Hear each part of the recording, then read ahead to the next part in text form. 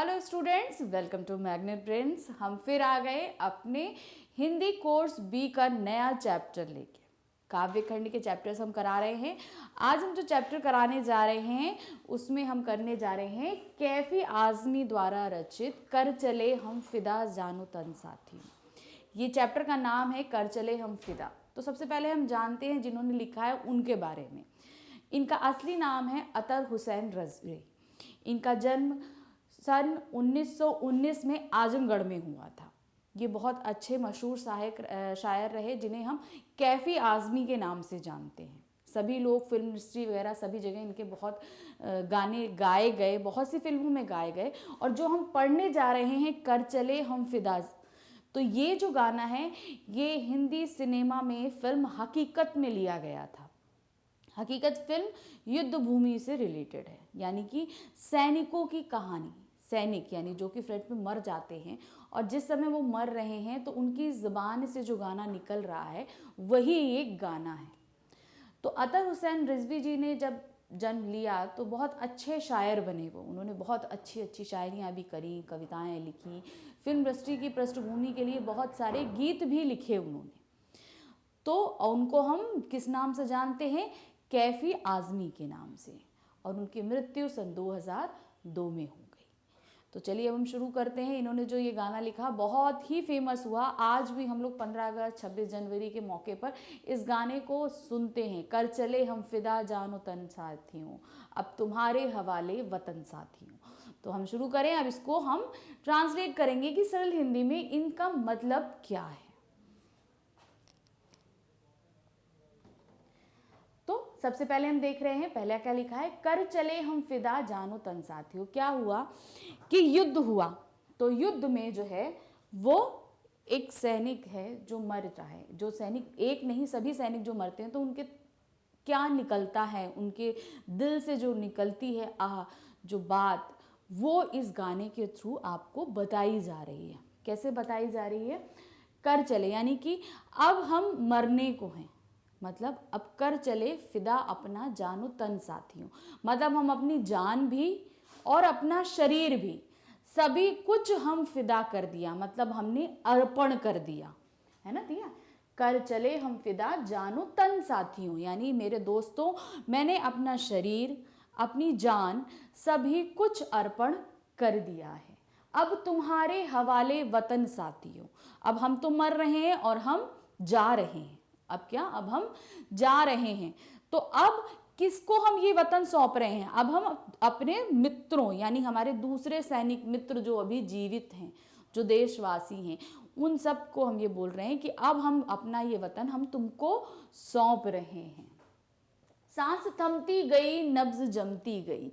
जब इंसान मर रहा है तो धीरे धीरे सांसें जो है वो रुक रही हैं। सांस क्या है ना, सांस थमती गई यानी धीरे धीरे अब हमारी सांसें जो हैं वो रुक रही है। और नब्ज जो हाथ में जो ये नब्ज चलती है वो जम रही है, मतलब ये भी अब धीरे धीरे धड़कना बंद हो रही, जमना शुरू हो गई। जमना मतलब थम रही है।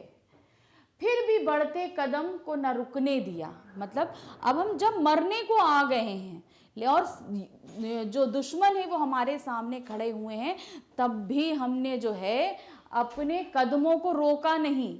मतलब सैनिक सामने खड़े हुए हैं और हम उनको मारने के लिए अभी भी आगे बढ़ते चले जा रहे हैं।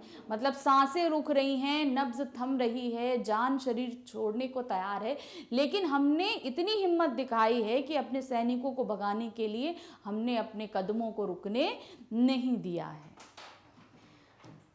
कट गए सर हमारे तो कुछ गम नहीं, यानी कि हमारे जो सर हैं, सर हम हमारे कट जाएं तो हमको इस बात की कोई तकलीफ नहीं। अब सर कटेंगे तो तकलीफ तो होती है, मतलब वो कह रहे हैं कि हमारी मौत, सर कटने का मतलब तात्पर्य यहाँ पर ये है कि हमारी मौत भी हो जाए तो हमें इस बात का गम नहीं है। मतलब हम मर रहे हैं, हमें इस बात का कोई तकलीफ नहीं है। क्यों तकलीफ नहीं है? सर हिमालय का हमने न झुकने दिया। सर हिमालय का मतलब हम बोलते हैं ना भारत का ताज है हिमालय, भारत का ताज है हिमालय। तो हिमालय को हम क्या बोलते हैं? ताज हम कहाँ लगाते हैं? सर पे लगाते हैं। तो सर है तो तभी यानी हमने हिमालय का जो सिर है उसको हमने झुकने नहीं दिया, अर्थात हमने जो है दुश्मनों को ऐसी कड़ी टक्कर दी है, उनको खदेड़ के भगा दिया है कि अपने भारत को हमने हारने नहीं दिया है। उसके एवज में हमारे सर भी कट जाएं तो हमें इस बात का गम नहीं, हमें बिल्कुल भी इस बात की तकलीफ नहीं है। मरते मरते रहा बाकपन साथियों, अब तुम्हारे हवाले वतन साथियों। मतलब यहाँ क्या है, अब मरते हम मर रहे हैं लेकिन तब भी हमने अपनी हिम्मत नहीं छोड़ी साथियों। इतना मतलब सैनिकों के अंदर इतना हौसला दिखाया गया है कि हम मर रहे हैं, हम बिल्कुल भी मतलब हमारे इतनी गोलियां लगी हैं, कट्स लगे हैं, सब कुछ है, हम मरने पर आ गए हैं, लेकिन तब भी हमने अपनी हिम्मत नहीं हारी। वही दिया ना, मरते मरते रहा बाकपन साथियों, मतलब हम मरते चले जा रहे हैं लेकिन हमने अपनी हिम्मत को बिल्कुल भी साथियों खोया नहीं है। अब तुम्हारे हवाले वतन साथियों, मतलब अब हम तो अभी तो हम मार ही रहे हैं, तो अब हम जब मर जाएंगे तो उसके पश्चात किसको हम बोलेंगे? जो हमारे दूसरे सैनिक हैं, हम उनको बोल रहे हैं कि हम तो मर जाएंगे, हमारे पास जब तक हिम्मत है तब तक हम सैनिकों को खदेड़ रहे हैं, लेकिन जब हम मृत्यु को प्राप्त हो जाएंगे तब हम किसको बोलेंगे? अपने सैनिक साथियों को कि लो अब मेरे वतन को तुम लोग संभालो। तो यहाँ पे समझ में आया कि एक सैनिक जो मर रहा है वो मरते मरते कैसे कैसे बातों को बोल रहा है। मरते समय उसको डर नहीं है, बिल्कुल भी चिंता नहीं है, और जाते समय भी वो क्या बोल रहा है कि मेरे बाद मेरे साथियों इस वतन का ध्यान रखना, तो क्योंकि अगर मैं मर जाऊंगा तो मेरे बाद भी तो मेरी ज़मीन का ख्याल रखने के लिए किसी को होना चाहिए।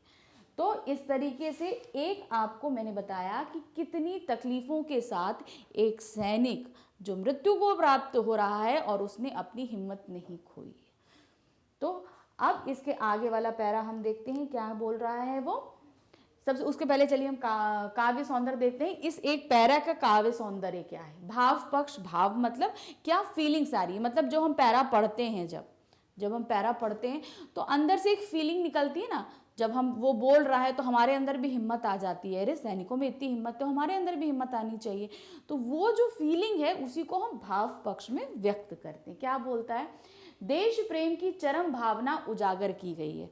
उसमें बोल रहा है कि एक व्यक्ति को अगर हम देखें कि अगर सैनिक ना हो, अगर व्यक्ति भी है या सैनिक है, जो भी उसमें बोल रहा है, आप देखिए ना कितनी हिम्मत है, वो मरने जा रहा है लेकिन तब भी उसमें अपनी हिम्मत नहीं आ रही है। तो वो क्या है? देश प्रेम ही है। मातृभूमि की रक्षा हेतु जान न्यौछावर करने की प्रेरणा दी गई है। वो हमको क्या इंस्पायर कर रहा है कि आपको जो है, आप चाहे जितना आप मौत भी आ जाए मगर देश के खिलाफ गद्दारी नहीं करना, देश के लिए हमेशा अपना प्रेम बनाए रखना। फिर कला पक्ष हमारा क्या होता है? मतलब जो चीज़ें लिखी गई हैं उसमें किस क्या क्या चीज़ें इस्तेमाल की गई हैं, व्याकरणीकरण तौर पर किस किस चीज़ों का इस्तेमाल किया गया है। व्याकरणीकरण मतलब जो हम व्याकरण में पढ़ते हैं, समास है, अलंकार है, भाषाएं हैं, तो ये सब हमने क्या चीज़ों का इस्तेमाल किया है वो हमको बताना है। जैसे यहाँ पे दिया है उर्दू शब्दावली का भरपूर प्रयोग किया गया है। कैफी आज़मी जी जो है वो एक खुद क्या कहते हैं अच्छे अरबी फारसी के ज्ञाता रहे हैं, तो उनकी भाषा में बहुत अच्छा जो है वो अरबी और फारसी भाषाओं का मिलन मिलता है। उनकी जितनी रचनाएं हम पढ़ेंगे सभी जगह, जितनी गज़लें पढ़ें या कुछ भी पढ़ें, उनमें जो है ना बहुत हद तक हमें बहुत अच्छे अच्छे शब्दों का इस्तेमाल मिलता है। तो वो सब क्या है? उर्दू शब्दावली है। भाषा भाव व्यक्ति है, उसमें भाव व्यक्त हो रहा है। किस चीज़ का भाव व्यक्त हो रहा है? देश प्रेम का भाव व्यक्त हो रहा है।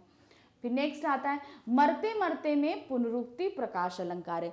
देखिए पुनरुक्ति प्रकाश अलंकार जो हम बोलते हैं आपसे, वो क्या होता है? सेम शब्द सेम अर्थ, ठीक है, सेम शब्द है, मरते मरते, उन दोनों का शब्द एक ही मतलब है और एक ही अर्थ है। मतलब आपका जो सामने लिखा है वो भी सेम चीज़ है और उसका जो अर्थ निकल रहा है वो भी सेम है। तो पुनर का मतलब, पुनः का मतलब क्या होता है? बार बार। पुनः मतलब एक चीज़ को बार बार इस्तेमाल करना। तो यहाँ पर क्या, मरते मरते शब्द को हमने एक ही शब्द को दो बार इस्तेमाल किया और उनका अर्थ भी सेम है, इसलिए यहाँ पर पुनरुक्ति प्रकाश अलंकार होगा।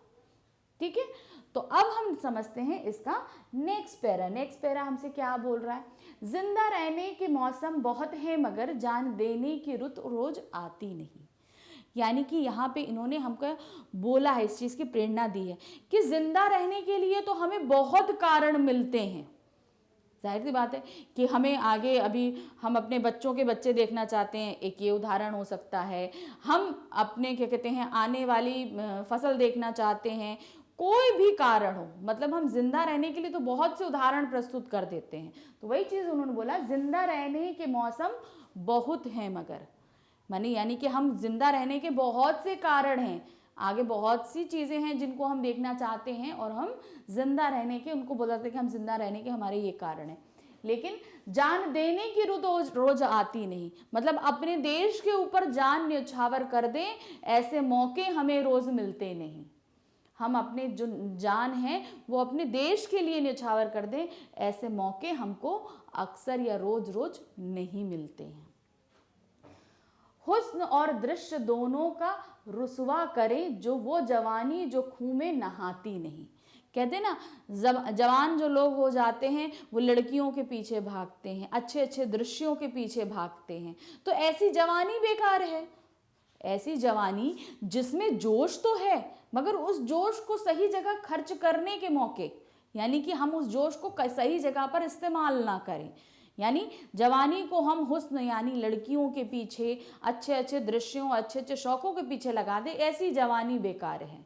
जवानी क्या कैसी है, जो खून में नहाए।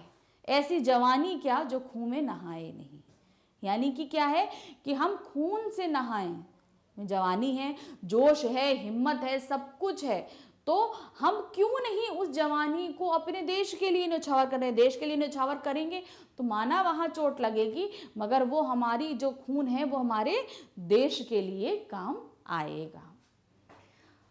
आज धरती बनी है दुल्हन साथियों, अब तुम्हारे हवाले वतन साथियों। यानी कि कहने का यह मतलब है कि हमने जो है अपनी जान देकर क्या किया, हमने अपनी जान दे दी। जान दे रहा है जो सैनिक, उसने बोला कि हमने तो जान देकर अपनी धरती का टुकड़ा जो है वो दुश्मनों से छुड़ा लिया। जब हमने छुड़ा लिया तो वहाँ जश्न का माहौल है, तो क्या होगा, वो धरती का टुकड़ा जिसको हमने दुश्मनों से छीना है, जिस हमारी धरती के टुकड़े पर दुश्मन आ गए थे और हमने उसको छीन लिया है, तो उस एरिया को हमने दुल्हन की तरह सजाया है। तो वही उस टुकड़े के लिए बोला है कि आज हमने धरती को दुल्हन की तरह सजा दिया है, इतनी खूबसूरत, क्योंकि उस धरती को हमने फिर से दुश्मनों के कब्जे से अपना लिया है। तो वहां पे क्या था, वो धरती का टुकड़ा आज दुल्हन बना हुआ है। अब तुम्हारे हवाले वतन साथियों, मतलब हमने तो धरती को छुड़ा लिया और उसको दुल्हन की तरह सजा दिया है। अब हम तो जा रहे हैं और ये जो ज़मीन है, जो देश है, वो अब तुम्हारे हवाले करके जा रहे हैं, क्योंकि हमारे बाद अब तुम इस देश की रक्षा करोगे। तो यहाँ पर हम आपको पहले वाले ने उन्होंने बताया कि धरती को किस तरीके से हमको तकलीफ हुई, अब हम मर रहे हैं, तब भी हमने देश को छुड़ाने की हिम्मत रखी।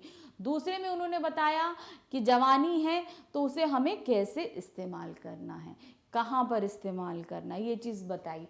अब इसका हम भाव पक्ष और कला पक्ष देखते हैं। भाव पक्ष क्या कहता है, देश की रक्षा के लिए अपना सर्वस्व न्यौछावर करने के लिए प्रेरित करता है।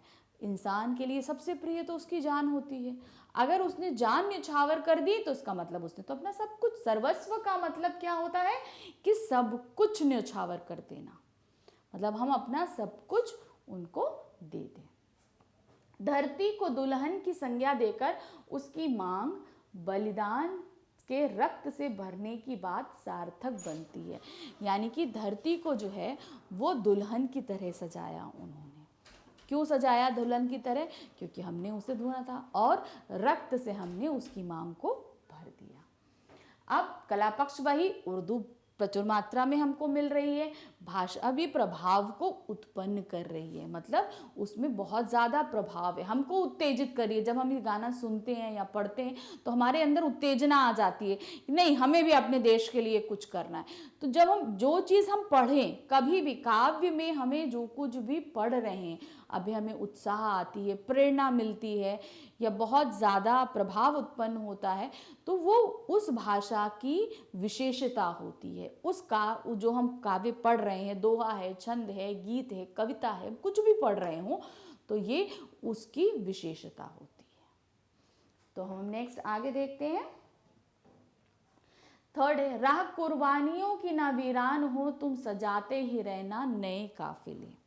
अब मतलब अब हम तो चले जाएंगे, हम मर जाएंगे। जो सैनिक मर रहे हैं उनकी तरफ से बोल रहे हैं कि हम तो मर जाएंगे, हम तो चले जाएंगे।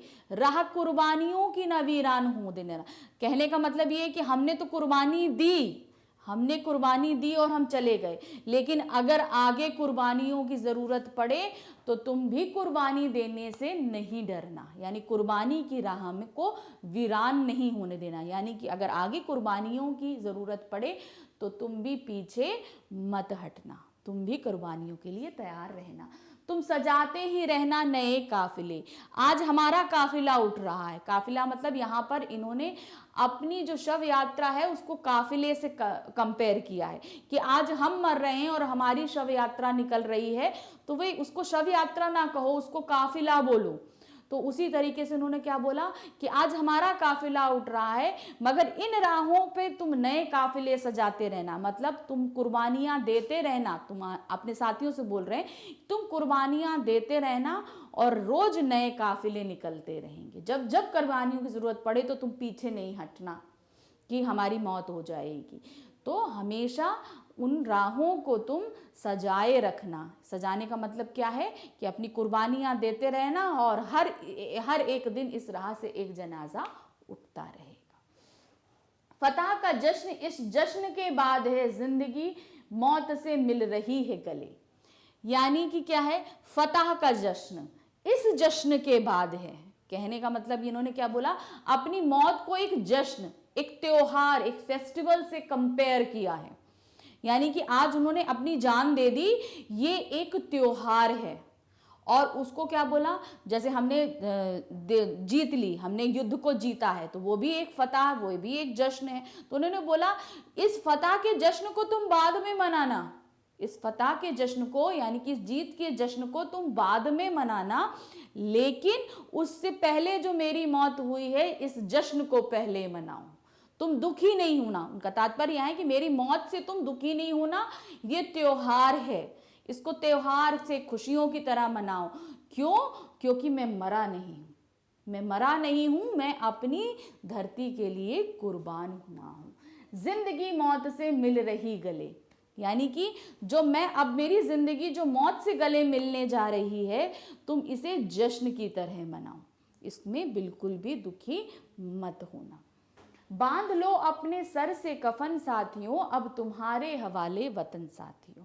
क्योंकि हमने तो अपनी जान न्यौछावर कर दी, अब हमने अपने सर पे कफन बांधा था। यानी कि जब हम इस युद्ध भूमि में आए थे तो सर पे कफन बांध के आए थे कि अगर हमें मृत्यु भी आ जाए, यानी कि अगर हमारी जान पे भी हमला हो जाए तो हम पीछे नहीं हटेंगे अपनी धरती से। हम वही हम आपसे चाहते हैं। यानी साथियों, अब वही कफन जो हमने बांधा हुआ था, अब तुम्हें अपने सिर पर बांधना है। क्यों? क्योंकि अगर आगे दुश्मन हमला करते हैं तो तुम्हें भी उसी हिम्मत से आगे बढ़ते रहना है और दुश्मनों को मार के इस धरती से बाहर भगा देना है। अब तुम्हारे हवाले वतन साथियों, क्योंकि हम तो मर रहे हैं, अब तुमको इस देश की रक्षा करनी है। तो यहाँ पर अब उन्होंने बताया किस तरीके से कि अब हम जब मर जाएंगे तो हमारे मरने के बाद किस तरीके से आपको करना है, यानी कि जश्न मनाना है। हमारी मौत पे दुखी नहीं होना, जश्न मनाना है। हमारे जाने के बाद आपको उसे त्योहार की तरह मनाना है, दुखी नहीं होना है। और हमारे जाने के बाद अब आपको अपने सरों पर कफन बांधना है। नेक्स्ट, अब इसका हम क्या देखेंगे, काव्य सौंदर्य। काव्य सौंदर्य में हम पहले भाव देखेंगे कि भाव क्या कह रहा है। निरंतर कुर्बानियां देने के लिए प्रेरित करता है। जाहिर सी बात है, उन्होंने बोला अभी हमने कुर्बानी दी है, अब हम जा रहे हैं, हमारे बाद अब आप आओगे तो आप भी कुर्बानियों के लिए रेडी रहना, मतलब आप भी अपनी जान न्यौछावर करने के लिए रेडी रहना। तो ये इस चीज़ की प्रेरणा दी उन्होंने। देश प्रेम की भावना को जनमानस में भरने का सफल प्रयास किया है। इस गाने को जब भी हम सुनते हैं तो हमारे अंदर देश प्रेम की भावना बहुत ज़्यादा उत्तेजित हो जाती है। तो वो क्या है, बहुत अच्छे तरीके से इम्प्लीमेंट किया गया है इस गाने को। जो भी शब्दों का इस्तेमाल किया गया, जैसे भी किया गया, वो हमारे अंदर देश प्रेम की भावना भरने में पूरी तरीके से सफल होता है। कला पक्ष उर्दू शब्दावली है, प्रभाव भाव उत्पादक है, यानी भाव उत्पन्न कर रही है, और उर्दू शब्द तो बहुत अच्छे से यूज किए गए हैं। नेक्स्ट हमारा यानी कि लास्ट पैरा क्या है, खींच दो अपने खूं से इस जमी पर लकी, दूस तरह आने पाए न रावण कोई। कहना मतलब यहाँ पर है, जैसे लक्ष्मण जी ने लक्ष्मण रेखा खींची थी, लक्ष्मण रेखा खींची थी कि कोई भी जो है दुष्ट व्यक्ति या रावण का डर था कि सीता माता को हरण कर ले जाएगा, तो एक लक्ष्मण रेखा खींची लक्ष्मण जी ने कि इस आप सीता जी आप इसी पार रहिएगा, उस पार से कोई भी इस व्यक्ति इधर नहीं आ पाएगा, जो भी जिसके मन में गलत मंशा होगी वो उस पार से इस पार नहीं आ पाएगा। उसी का एग्जाम्पल देते हुए उन्होंने क्या लिखा, खींच दो अपने खूं से जमी पर लकी। वो जो लक्ष्मण रेखा उसको उन्होंने बोला कि अब जो है तुम्हें अपने खून से इस जमीन पर लकीर खींचनी है, इस जमीन पर अब तुमको अपने खून से जमीन पर खून से लकीर खींचनी है। क्यों खींचनी है, ताकि कोई दूसरा रावण मतलब क्या है कि अभी जो दुश्मन को रावण से कंपेयर किया उन्होंने बोला कि अभी जो रावण आया था यानी दुश्मन आया था उसको तो हमने भगा दिया, वो पहला रावण था, अब कोई दूसरा और रावण दोबारा धरती पर यहां हमारी तरफ ना आने पाए। तो उन्होंने बोला कि अब अपना खून देकर तुम्हें इस धरती की रक्षा करनी है। तोड़ दो हाथ अगर हाथ उठने लगे, छू न पाए सीता का दामन कोई। अब यहाँ पर सीता जी को किससे कंपेयर किया गया है, हमारी धरती माँ से। तो उन्होंने बोला कि अगर किसी भी व्यक्ति, यहाँ पे व्यक्ति का तात्पर्य किसी दुश्मन देश से है, अगर कोई दुश्मन देश हमारी सीता माता यानी कि हमारी धरती माँ के आंचल को खींचने यानी कि धरती माँ के जरा से टुकड़े पर भी कब्जा करने की कोशिश करे, तो ऐसे हाथों को तुरंत तोड़ दो। हमारी धरती पर जरा सा भी कदम रखने की कोशिश करे तो ऐसे हाथों को हमें तुरंत तोड़ देना है। हमें उन्हें बिल्कुल भी ऐसा रियायत नहीं करनी कि नहीं ठीक है, ऐसा बिल्कुल नहीं करना। तोड़ दो हाथ अगर हाथ उठने लगे, ऐसे हाथों को तोड़ दो जो हमारी सीता माँ स्वरूपी धरती माँ की तरफ जरा सा भी हाथ बढ़ाने की या उनके आंचल को खींचने की यानी कि धरती के एक टुकड़े को भी लेने की कोशिश करें या बुरे कदम बुरी निगाह भी उन पर डालें। राम भी तुम ही लक्ष्मण साथियों, अब तुम्हारे हवाले वतन साथियों। तो यहाँ पे इन्होंने क्या बताया, अब तुम ही राम हो और तुम ही लक्ष्मण हो, यानी कि सीता माता की रक्षा के लिए राम और लक्ष्मण उनके साथ थे, बन गए थे ना 14 साल के लिए, तो राम जी और लक्ष्मण जी दोनों ही साथ थे। तो अब ये जो धरती माँ है यानी सीता माँ उन्हें हम आपके हवाले कर रहे हैं और अब आपको ही राम और लक्ष्मण बन के इनकी सेवा करनी है, इनकी रक्षा करनी है। अब हम जा रहे हैं, अब आपके हवाले वतन साथियों, मतलब दूसरे सैनिकों के लिए बोल रहे हैं कि अब साथियों आपको इनकी रक्षा करनी है। आई थिंक आपको बहुत अच्छे समझ में आया होगा ये पार्ट। यहाँ पर जाने के बाद यहाँ पर रामायण को बहुत अच्छी तरीके से इस लास्ट पैरा में कैफी आजमी जी ने इम्प्लीमेंट किया है कि जिस तरीके से धरती माँ और सीता माँ को कंपेयर किया, राम लक्ष्मण को सैनिकों के साथ कंपेयर किया, तो यहाँ पर बहुत अच्छे और सुंदर शब्दों के साथ हमारी रामायण को भी इन्होंने इस लास्ट छंद में बहुत अच्छे से यूज़ किया है। तो अब इसका हम सबसे पहले काव्य सौंदर्य देखते हैं। काव्य सौंदर्य क्या कह रहा है, सबसे पहले भाव पक्ष देखेंगे। कवि बलिदान के लिए प्रेरित कर रहा है, शुरू से आखिर तक वो हमको देश प्रेम और बलिदान के लिए ही प्रेरित करते आ रहे हैं। तो जो भी पैरा आप पढ़ेंगे तो उसमें आप ध्यान से देखिएगा कि वो क्या बोल रहे हैं। तो यहाँ पर उन्होंने बोला कि आपको बलिदान करते रहना है।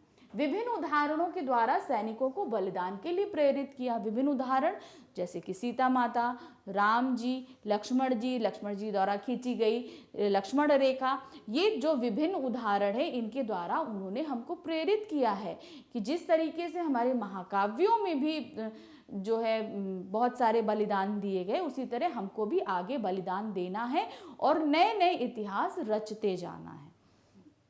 फिर उसके बाद आता है हमारा कला पक्ष। कला पक्ष में क्या उन्होंने बताया, उर्दू शब्द तो है बहुत अच्छे से वो, क्योंकि उनके जितने भी आप गाने सुनेंगे या कविताएं सुनेंगे, गज़लें सुनेंगे, सभी में उन्होंने बहुत अच्छी तरीके से उर्दू शब्दों का इस्तेमाल किया है। भाषा प्रभावोत्पादक है, यानी कि प्रभाव उत्पन्न कर रही है। प्रभावोत्पादक यानी प्रभाव उत्पादक, ये आपकी संधि है। प्रभाव उत्पादक यानी प्रभाव का उत्पन्न करना। फिर दृष्टांत अलंकार का प्रयोग किया गया। दृष्टांत अलंकार मतलब क्यों, यहाँ पर रामायण को दृष्टांत किया गया है, रामायण को दिखाया गया है ना कि रामायण में इस तरीके से घटित हुआ, उसी तरीके से आपको भी यहाँ पर वही काम करना, यानी एक दृश्य हमको दिखाया गया। जब लक्ष्मण जी सीता माता की रक्षा के लिए लक्ष्मण रेखा खींच रहे थे, तो उसी तरीके से उनसे बोला कि आप अपने लहू से जमीन पर वो लकीर खींचे ताकि दूसरा रावण हमारी सीता माता को हरण करना ना आए। तो ये एक जो दृश्य था उसको हमारे इस पैरा में उन्होंने प्रस्तुत किया है, इसलिए यहाँ पर दृष्टांत अलंकार है। तो इस तरीके से हमने अपने इस गीत को ख़त्म किया। तो यहाँ पर आपने ये देखा, ये गीत आप लोगों ने आज से पहले बहुत बार सुना होगा, लेकिन इसके मतलब को समझना शायद आज आपने पहली बार समझा होगा कि ये कितना डीपली चीज़ उन्होंने हमको, कैफी आज़मी जी ने बोला है कि आपको करना है। कि कितना मुश्किल रहा होगा, सोचिए कि जो एक सैनिक मर रहा है, मृत्यु शैया पे लेटा है, मगर वो बिल्कुल डर नहीं रहा, घबरा नहीं रहा और अपने आगे आने वाले साथियों को इस चीज़ के लिए प्रेरित कर रहा है कि नहीं, आपको जैसे मैंने बलिदान दिया आपको भी बलिदान देते रहना है। तो आई थिंक आपको बहुत अच्छे से समझ में आया होगा। इस पाठ के प्रश्न उत्तर के लिए आप हमारे आगे के वीडियो देखते रहिए और बहुत ध्यान से सुनते रहिए। आपकी पढ़ाई इजी और बहुत इजी होती चली जाएगी। Thank you, bye bye.